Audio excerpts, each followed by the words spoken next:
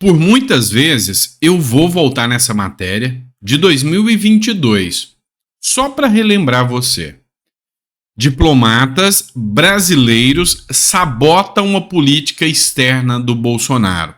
A UOL comemorando como se isso fosse resistência, igual essa resistência do Hamas, que eles falam que é resistência, né? Para eles, para os petistas, sabotar o governo, que é um crime, mas o STF não está investigando, é resistência. E na visão deles, sabe por que o Bolsonaro teve a sua política externa sabotada? Porque ele envergonhava o Brasil lá fora. Passados quase 2 anos dessa matéria aqui, vamos dizer uma coisa, o cara que ia trazer o Brasil de volta para o mundo trouxe para envergonhar o Brasil. Hoje, o Lula foi chamado de desinformado. Matéria da Folha de São Paulo. Lula está equivocado por não se colocar contra o Irã, diz Nobel da Paz. Já vou ler a matéria para vocês, mas olha só. O esquerdinha, o Lula afetivo, aquele cara que é apaixonado pelo Lula, ele se julga um intelectual. É o filósofo intelectualizado, aquele cara que aí desse lado de cá tá a elite da Academia Brasileira de Letras. Nossa, aqui tá a elite, tá aqui o MPB, tá aqui o Caetano Veloso, o Chico Buarque. Nós somos os inteligentinhos. Pois é. Nossa, os inteligentinhos do mundo, intelectuaizinhos do mundo, estão ligados a nós. Então eles têm muito esse jogo do ego, de se achar o inteligente, isso dando nas coisas erradas. Você não precisa ler muito para se achar inteligente, porque o cara que lê 50 vezes o livro do Karl Marx continua sendo um burro, ignóbil e ignorante. Só que com muita leitura e pouco conhecimento. Essa é a realidade dos fatos. E aí, essa aqui, que é a Shihr Ebadi, é uma, hoje, representação mundial sobre direitos humanos. Para Shihr Ebadi, militante iraniana pelos direitos humanos e Prêmio Nobel da Paz de 2003, o presidente Luiz Inácio Lula da Silva, crítico da invasão de Gaza por Israel, está equivocado por não se posicionar também contra o regime de Teherã. Lamento ele não esteja bem informado. Desinformado. Uma pessoa não bem informada é uma pessoa desinformada. Então, a política externa brasileira está envergonhando o Brasil para o mundo. E aí, é naqueles grupos dos intelectuaizinhos que a esquerda achava, nós somos os intelectuais. Pois é, não é bem assim que funciona, tá? A grande diferença é que há intelectuais em todas as esferas. Só que não há a arrogância e prepotência que os intelectuais de esquerda, os lulo-afetivos, têm. Essa é a realidade. Valeu aí, UOL. Vai fazer matéria falando que Prêmio Nobel da Paz sabota o Lula e que isso é resistência? Tá de sacanagem, né? Bora lá, pessoal. Mais matéria aqui para vocês. Por falar em sabotagem, tá? Ou seja, é falta de respeito mesmo. Não é sabotagem, porque os deputados não devem nada ao Lula. Lula tá todo bambambam aí, achando que, olha, eu aprovei aí a reforma tributária, vou enfiar imposto no coitado do brasileiro e a Câmara dos Deputados está alinhada comigo. Vão fazer só o que eu mandar. Balela. Já deram um jump no Lula, bateram um balãozinho com o Lula aqui e já partiram para cima de regulamentar a tal da reforma tributária para não causar um dano tão grande quanto o Lula quer causar nas empresas, inclusive no agro. Deputados protocolam regulamentação tributária à revelia do governo Lula, ou seja, vão regulamentar e nem perguntaram a opinião do Lula. Deputados prometem se antecipar ao governo e protocolar na próxima semana na Câmara projetos de lei para regulamentar a reforma tributária aprovada pelo Congresso Nacional em 23. As propostas deverão ser apresentadas por integrantes das frentes parlamentares do empreendedorismo, do comércio e serviços e até mesmo da poderosa Frente Parlamentar Agropecuária. A ideia desses deputados é apresentar 3 projetos, sendo um para tratar da tributação da cesta básica e outros 2 para regulamentar o imposto seletivo e contratos a longo prazo. As propostas devem ser protocoladas no âmbito da Comissão de Desenvolvimento Econômico da Câmara, presidido pelo deputado federal Danilo Forte, que é do União do Ceará. O parlamentar cearense já foi avisado da iniciativa e sinalizou que topa iniciar os debates sobre a regulamentação da reforma tributária em seu colegiado, mesmo que a revelia do governo Lula, ou seja, mesmo que falando, Lula, tô nem aí pra tu, tá? Não quero nem saber de você. Nós vamos regulamentar aqui porque nós já não estamos aguentando mais esse papinho seu, tá certo? Vamos lá, pessoal. Outro ponto interessante. Censura. Censura. A AGU, que é a Advocacia Geral da União, recua e apoia a investida pela cassação da Jovem Pan. Jorge Messias diz que apenas tentou mediar acordo com a emissora e que o governo Lula não vai tolerar ataques à democracia. O que aconteceu? É o seguinte, lá atrás, eles acusaram a Jovem Pan de atentar contra o sistema, aquele sistema das caixinhas brancas. Às vezes a gente não pode falar que o YouTube desmonetiza. Então, aquele sistema das caixinhas brancas, tá? A Jovem Pan fez críticas e também sobre as vacinas. Então, são as críticas feitas pela Jovem Pan. Acontece que aplicaram uma multa de mais de 13 milhões na Jovem Pan, uma coisa pesada, e agora o Ministério Público Federal de São Paulo pediu a cassação da Jovem Pan, cassação da concessão. Isso é censura. Vamos lembrar que o Ministério Público do Estado de São Paulo, ele tem uma característica de ter um posicionamento muito progressista, ou seja, de esquerda mesmo. Então, pediram a cassação da Jovem Pan. A AGU, o Jorge Messias lá, advogado da União, falou, não, eu não quero essa cassação da Jovem Pan. E aí, foi sondado por que ele barrou isso aí.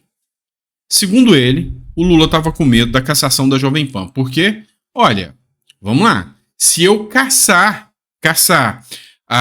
o funcionamento de um jornal, eu tenho todo o argumento para falar que isso é censura. Até porque isso é censura. Isso é. Não tem outra palavra senão censura. E vai abrir um precedente. Porque se hoje eu faço isso, amanhã, se a direita volta ao poder, UOL, Brasil 247, Fórum, pois é, bye. Então ele queria proteger esses outros caso a direita voltasse para o poder. Acontece que tiveram uma reunião e falaram, quer saber? A gente já está mandando e tudo mesmo, e vamos fazer uma aposta que a direita nunca mais vai voltar no poder. Voltou atrás o advogado-geral da União e agora ele quer a cassação da Jovem Pan. Além de tudo, a Jovem Pan já está cassada, já era.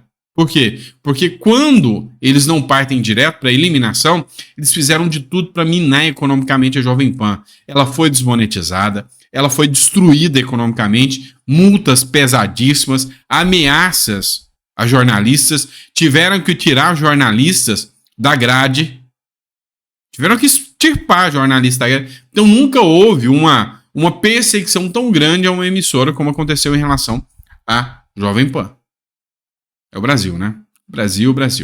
Inclusive, o Gustavo Gaia falou que quando fosse aos Estados Unidos na audiência pública, um dos temas seria exatamente esse aí, né? A censura sobre a liberdade de imprensa. Vamos lá. Eu falei para vocês que o Ministério Público tem um caráter progressista. Não se enganem. O Judiciário também exatamente no mesmo sentido. Ou você não percebe que as decisões dos juízes vão muito hoje naquele sentido, sabe, da esquerda. Vou te dar um exemplo. Ontem, o Ministério, o MST, Movimento dos Trabalhadores Sem Terra, através de um grupo de mulheres, invadiu uma fazenda lá em BH. Os donos das fazendas correram e entraram com um pedido de reintegração de posse. Adivinha? Justiça nega a reintegração de posse da fazenda ocupada pelo MST na Grande BH. A Justiça indeferiu, matéria de 30 minutos atrás, tá? A Justiça indeferiu, segundo ela, porque tem que se prezar pela função social da propriedade, a reforma agrária é um princípio basilar da Constituição, e os donos da fazenda não conseguiram comprovar que eram os donos da fazenda. Vai que o pessoal do MST é o legítimo possuidor da fazenda, então, impediu que a fazenda fosse retomada. Isso aí, sabe o que faz? Derruba o preço das terras, faz com que o agro fique amedrontado e não resolve em nada. Esse pessoal do MST aí não é um pessoal produtivo, tá? Então, deixa ver se o pessoal do MST vai bancar aí um aumento do PIB como o agro bancou. Não vai. Então, assim, hoje o progressismo da direita, ele é um tanto quanto até assustador, tá? Do judiciário, perdão, ele é um tanto quanto assustador. Por quê? Porque, assim, a gente sabe que tem pautas que afetam a questão econômica, tem pautas que afetam muito a infraestrutura brasileira, o direito de propriedade brasileiro, e isso, sabe, preocupa demais. Isso cria um caos, uma insegurança jurídica grande demais no Brasil. Quer um exemplo disso aqui? Vou colocar aqui para vocês. Olha só. Ex-juíza que puxou a votação para caçar a chapa do PL é aprovada para assumir agência reguladora do governo. Pois é, havia uma ação para caçar 7 deputados do Ceará, todos de direita. E essa juíza que estava tentando fazer a cassação, ainda não conseguiu, né? Não conseguiram fazer a cassação, foi convidada para assumir uma vaguinha no governo. O deputado estadual Carmelo Neto, presidente do PL do Ceará, colocou em dúvida a indicação de uma ex-juíza que foi indicada pelo governador Eumano de Freitas ao cargo de conselheira do Conselho Diretor da Agência Reguladora de Serviços Públicos e Delegados do Ceará, a ARCE. A indicação ocorre após ela ter sido autora do voto divergente que deu causa à cassação dos mandatos de parlamentares direitistas. São eles Marta Gonçalves, Silvana Oliveira, Alcides Fernandes e o próprio Carmelo Neto, que fazem oposição ao governo do estado. Abre aspas para a fala dele. É muito estranho que, após ser cassado, o mandato de 4 deputados do PL, que dará a vaga a 4 deputados aliados do governo do PT, essa pessoa ser indicada a uma vaga na agência reguladora do Estado. Não tenho nada contra a doutora, mas votei contra essa indicação. Tem uma estranheza no meu coração, porque logo após caçar 4 deputados de oposição, o governador indique essa mesma juíza a uma agência reguladora? Externou é estranho, no mínimo, né? No mínimo estranho. Concordo em número, gênero e grau com o Carmelo Neto aqui, porque no mínimo isso é uma coisa estranha. Vamos lá, pessoal. Uma coisa que está chamando a atenção é um depoimento do Zezé de Camargo. Até o próprio Gustavo Gaia fez a publicação e escreveu aqui, ó. Zezé de Camargo explicando que já apoiou o Lula e hoje apoia Bolsonaro. Olha só a fala do Zezé de Camargo aqui. Parado Bolsonaro, por várias razões, porque conheço os dois lados, convivi do outro lado, participei da campanha do Lula, 2 campanhas do Lula, eu estava do lado, cedi minha música para o Lula, né, como um presente para que era o meu país, para ser o tema da campanha dele, mas acompanhei o que foi feito durante esses anos todos com o Brasil. A corrupção no Brasil nos últimos anos foi epidêmica. A gente não dá para fechar os olhos para isso. E a gente tem um momento de virada que é muito importante para a gente hoje. Você pode não gostar do Bolsonaro, do jeito brusco dele de ser, do jeito dele falar tudinho, mas não dá para comparar a honestidade, não dá para comparar a maneira como ele conduz o dinheiro do povo, o dinheiro do Brasil, com o que o PT fez com o Brasil nos últimos 13, quase 14 anos de governo. Não dá para comparar. Disparado o Bolsonaro. Se eu pensasse no meu próprio umbigo, só em mim, eu ia ser Lula, com certeza. Mas como eu não penso em mim, eu penso no Brasil, Bolsonaro, pelo amor de Deus. Disparado. Pois bem, 2 pontos me chamaram a atenção aqui. E eu vou discutir com vocês já sabadão, né? Sabadão à noite. Preparado para levar umas pedradas, porque eu vou fazer crítica ao ex-presidente em um ponto aqui, mas vocês se preparem aí, porque eu sei que virá pedrada. O primeiro ponto é quando o Zezé de Camargo fala, olha, se eu pensar só no meu próprio umbigo, era Lula, com certeza. E aí as pessoas dizem, mas como assim? Gente, 15 bilhões de Lei Rouanet, contratos em prefeituras, sabe? O jogo alimenta todos os artistas. E aí é muita coragem do Zezé de Camargo se expor dessa forma. Se ele pensar só no umbigo dele, realmente era Lula. Mas ele falou, questão do Brasil. E onde que vai minha crítica? Ele falou, todo mundo reclama do jeito grotesco e grosso do Bolsonaro. E eu concordo, tá? Aí eu concordo. Existem dois Bolsonaros, não sei se você percebeu. Um Bolsonaro, época da pandemia, época da presidência, um outro Bolsonaro depois da presidência, ou seja, depois de 2022. O primeiro Bolsonaro era autêntico? Era. Mas nem tudo pode ser autêntico demais. Hoje, um dos motivos da perda de popularidade do Bolsonaro é, sem sombra de dúvidas, o jeito dele. Eu mesmo discordei demais de um monte de coisa que ele falou durante a pandemia.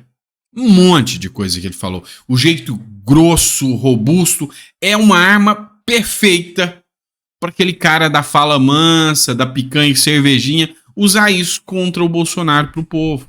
Porque você tem que entender uma coisa, é o bolsonarista. Quem é o bolsonarista? É aquele cara que resolveu colocar o bumbum no sofá e entender como funciona a política brasileira.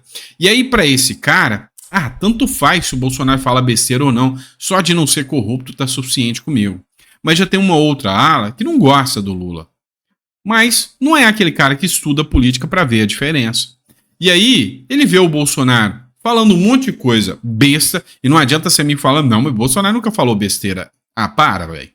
Então falava um monte de besteira, e aí a arma perfeita para detonar o Bolsonaro. Passou 2022, surge um novo Bolsonaro.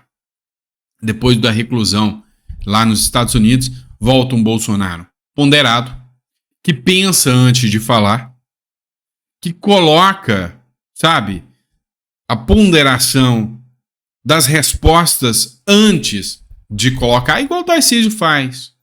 E aí o Bolsonaro volta a ganhar uma popularidade. Você tem que entender que para a pessoa que entende política, entende pronto. Agora, para o cara que não entende, é um imaginário. Tem gente que vota numa pessoa porque ela é mais bonita do que o outro. Tem gente que vota numa pessoa porque ela se identifica porque o Lula toma uma cachaçinha, eu tomo também, eu vou votar no Lula. Vocês entenderam isso?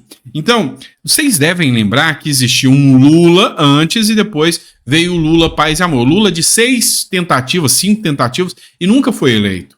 Depois surge o Lulinha Paz e Amor e esse, terninho, arrumadinho, falas doces, esse consegue ganhar a população.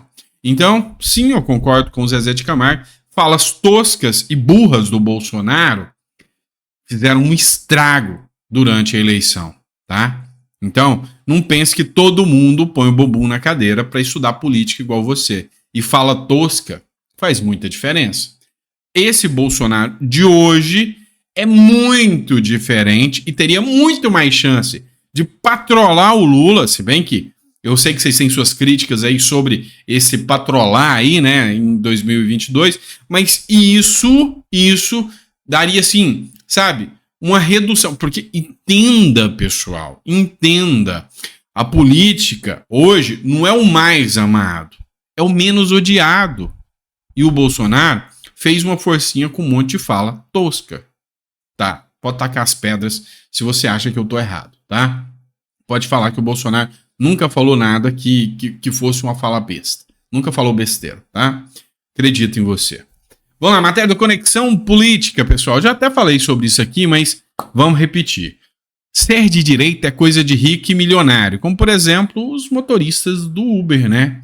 40% dos motoristas de aplicativo se declaram de direita. Apenas 18% dizem ser de esquerda. Pesquisa do Datafolha, que foi divulgada na última sexta-feira e confirma um fenômeno que muitos brasileiros já percebiam.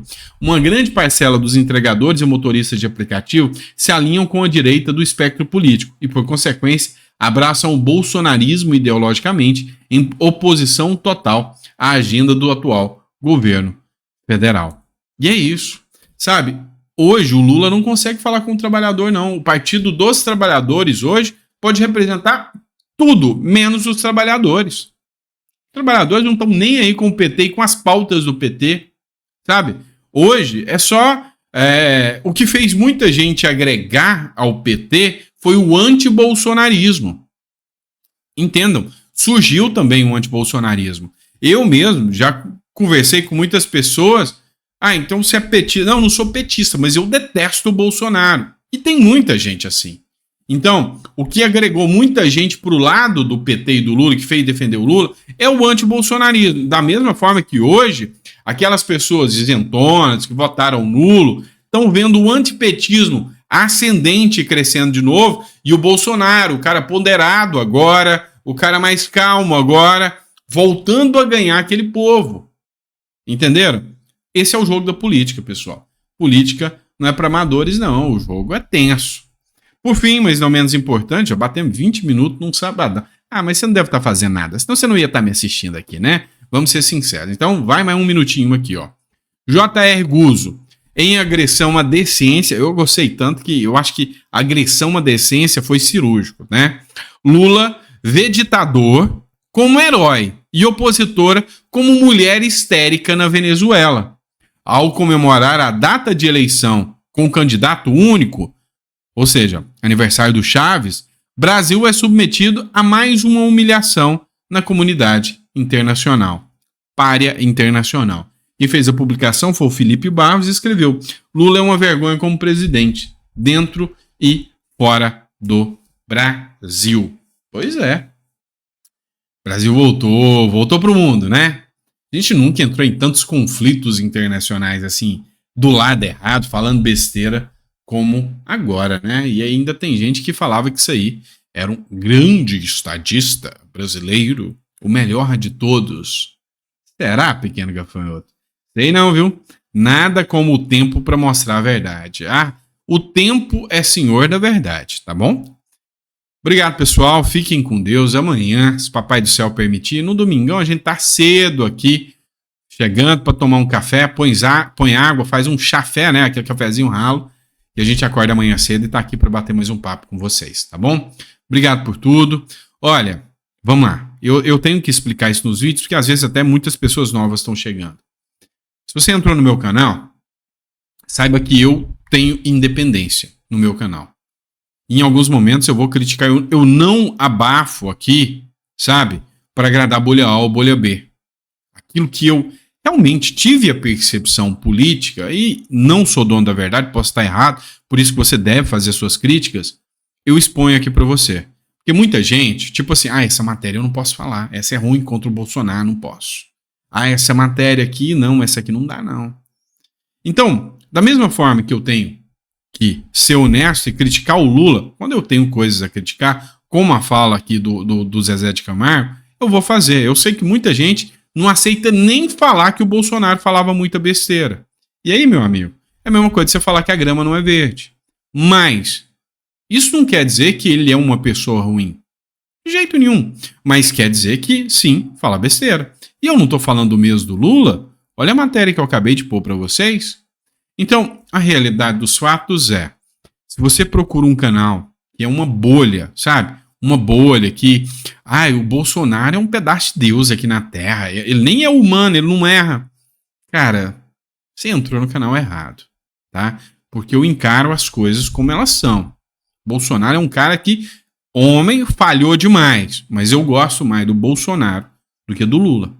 Igual o Zezé de Camargo falou aqui. Por quê? Porque as políticas que o Bolsonaro implementou através do Guedes me agradam mais. O rombo econômico não foi essa coisa assustadora que vocês estão vendo. O cara não era militante de esquerda, sabe? Apoiando ditaduras pelo mundo, apoiando grupos como o Hamas, fazendo uma trambicagem ali para mandar dinheiro para Cuba, outras coisas. É aquilo que a gente discutia do governo de antes e voltou para agora. Então, assim, é uma questão de sensatez. Mas se você espera, sabe, uma seita, ou seja, um cara alienado, não, tá? Desculpa se eu não consegui te alcançar aqui, te agradar nesse sentido, mas esse eu não vou agradar. Se tiver crítica, vou criticar. Critico os filhos do Bolsonaro. A última, fiz uma crítica agora ao Jair Renan aí, que não tem preparo político, não tem tino político. Muita gente criticou. Mas como é que você fala? Não, do meu ponto de vista, é assim que funciona. Quando é bom, eu vou falar. Quando é ruim, eu acho que é ruim, eu vou falar. E é lógico, vou receber críticas por isso, porque qualquer um que se expõe politicamente, como já diria o Alexandre de Moraes, se você se expôs politicamente, eu fiz um vídeo e falei o que queria, eu tenho obrigação de ouvir o que eu não quero. Não é, Alexandre de Moraes, ministro Supremo? É assim que funciona. Então, pode deixar sua crítica, mas eu deixo muito claro o meu posicionamento aqui, tá certo? Eu tento prezar pela sensatez. Nem sempre eu consigo, mas eu tento. Posso não conseguir, mas eu vou morrer tentando, tá? Ser sensato num momento de tanta insensatez do nosso Brasil, tá bom?